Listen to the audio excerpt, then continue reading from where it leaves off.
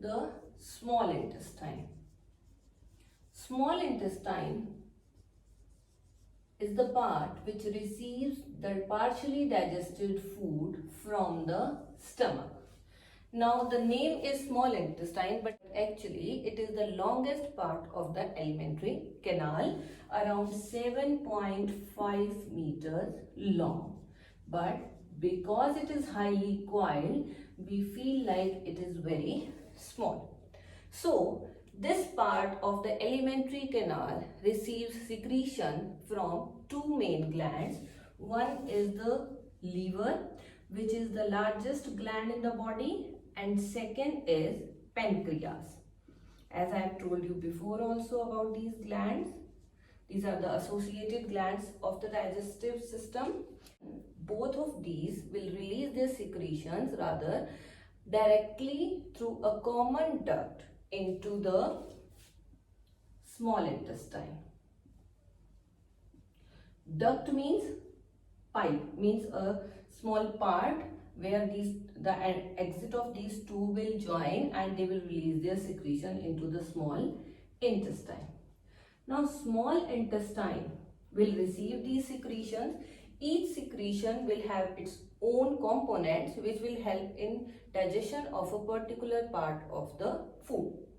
Apart from the secretion from these two glands, there is also secretion from the wall of the small intestine, which are called as intestinal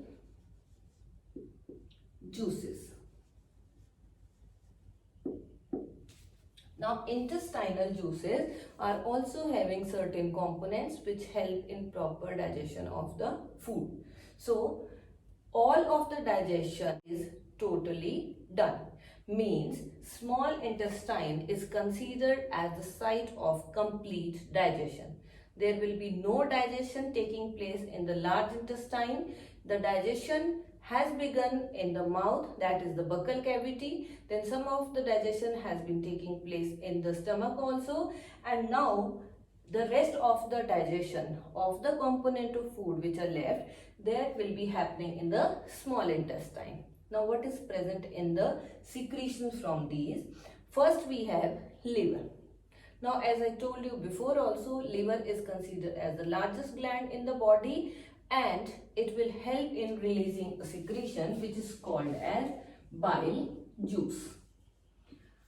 Bile juice is actually having the property of digestion of fats. Bile juice will be stored in a sac which is called as gallbladder, very close to the liver only, and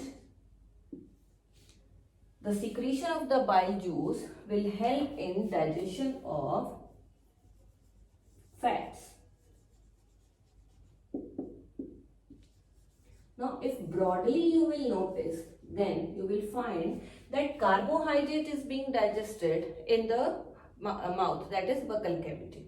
Protein is digested in the stomach, and now fats are digested in the small intestine. Now how it is being digested? The large size fat molecules, they will be converted into small size fat molecules which can be easily absorbed by the blood.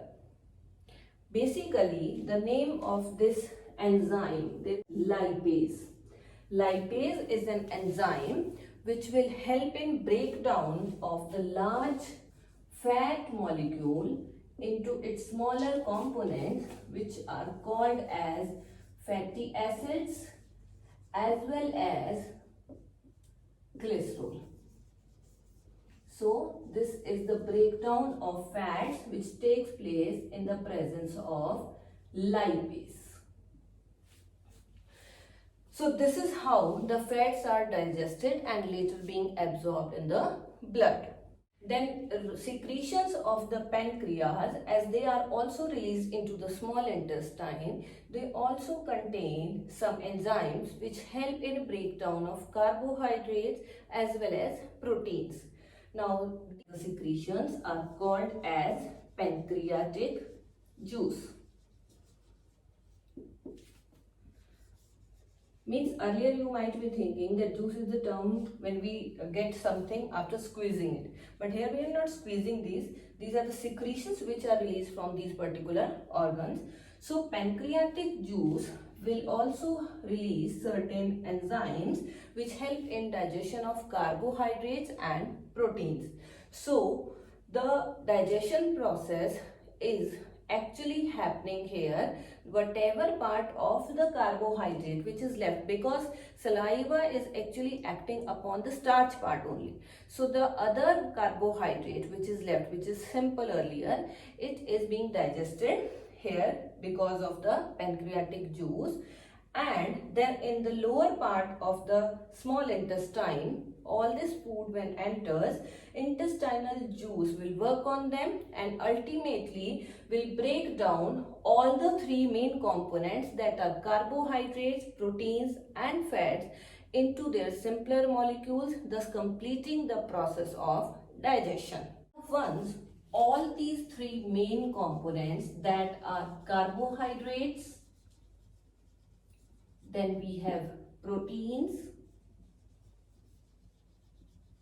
and fats, these are being digested by the alimentary canal, these are required to be absorbed. So how does this process of absorption takes place? If you will be thinking that we have other components of food also, like vitamins and minerals, so no need of their digestion because the body is having ability to take them as such. So once these have been converted into their simpler molecules, now next part is to absorb them in the blood so that it can be utilized by the body. Now this occurs in the small intestine only, because small intestine have a structure which is called as villi. Villi are the finger-like projections which are present in the inner wall of small intestine and will help in increasing the surface area for absorption of digested food. Now singular of this villi is villus. So this is the plural. Now the structure of villi will be like this. And you will notice that there will be a large number of blood vessels, like these are the blood vessels which are actually present in the small intestinal wall. And this one will be your, again the blood vessels. So there will be a complete network of blood vessels in the villi, and when the digested food is being absorbed from here, it will be taken up by these blood vessels and will be transported to all parts of the body, where it is being utilized for preparing other complex substances which are required by the body. So that process will be called as assimilation.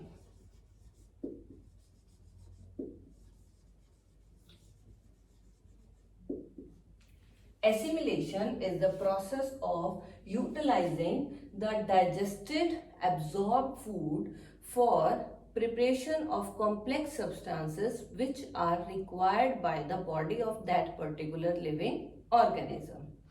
After assimilation is being done, then we are left with certain undigested part of the food. So what is going to happen with that part, that we will learn in the large intestine.